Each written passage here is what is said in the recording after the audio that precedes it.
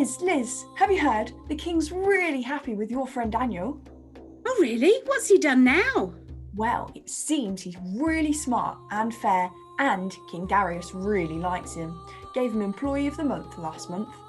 He put him in charge of so many things, head keeper of the camels, organiser of the parties, and he even holds the key to the food stores.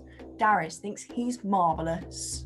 Well, Daniel is a good man. He's always honest and kind, and he's really, really smart. It's no wonder Darius likes him. I'm really pleased for him. Well, the other servants aren't. Daniel needs to watch out. They don't take kindly to that kind of favouritism. Well, maybe they need to work a little bit harder for the king then. Instead of wasting time worrying about Daniel, they should be worrying about what the king thinks of them. Well, I'm just telling you, I wouldn't want anything to happen to Daniel. Oh, don't you worry about Daniel. He'll be fine.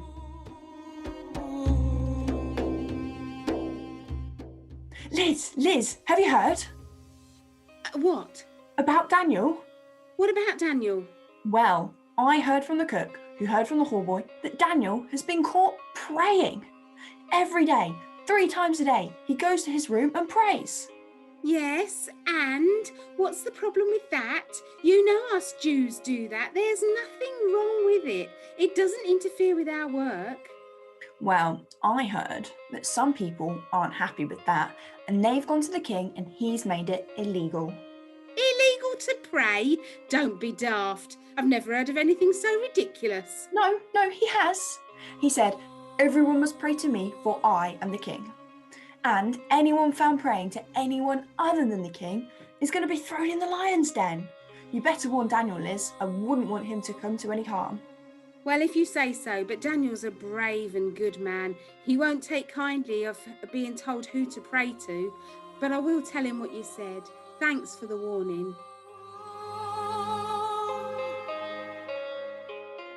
Liz, have you heard? Daniel's been thrown in the lion's den.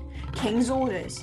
And the king is stomping round the palace like a bear with a sore head, roaring at everyone. James in the kitchen nearly had his bitten clean off.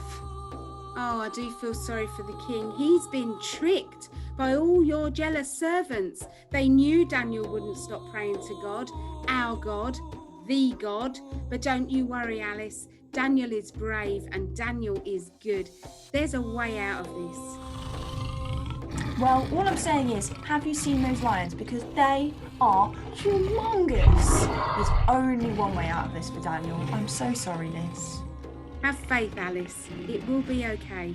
God will have a plan. Liz, have you heard? Heard what? Daniel, he's okay. He's not been eaten. My friend Mary, who works in the bedchambers, told me that Darius didn't sleep a week all night, tossed and turned, and then, at first light, ran to the lion's den to see if Daniel was okay. He shouted into the den, "Daniel, has your God rescued you?" And Daniel shouted back, "Yes!" Yay. I know. I saw Mary in the market. She told me there's not a scratch on him. She said the lion keepers told her that Daniel sat down with the lions and they all just curled up and went to sleep. She also said they saw something come and close the mouths of the lions so they wouldn't eat him. She thought it must have been one of God's angels. The lions and Daniel all just curled up and slept together. I bet it was lovely and cozy and warm. All that fur. I told you he'd be okay. God did have a plan to rescue Daniel, and Daniel knew it. He's a good lad. And the best news is Darius knows God is real too.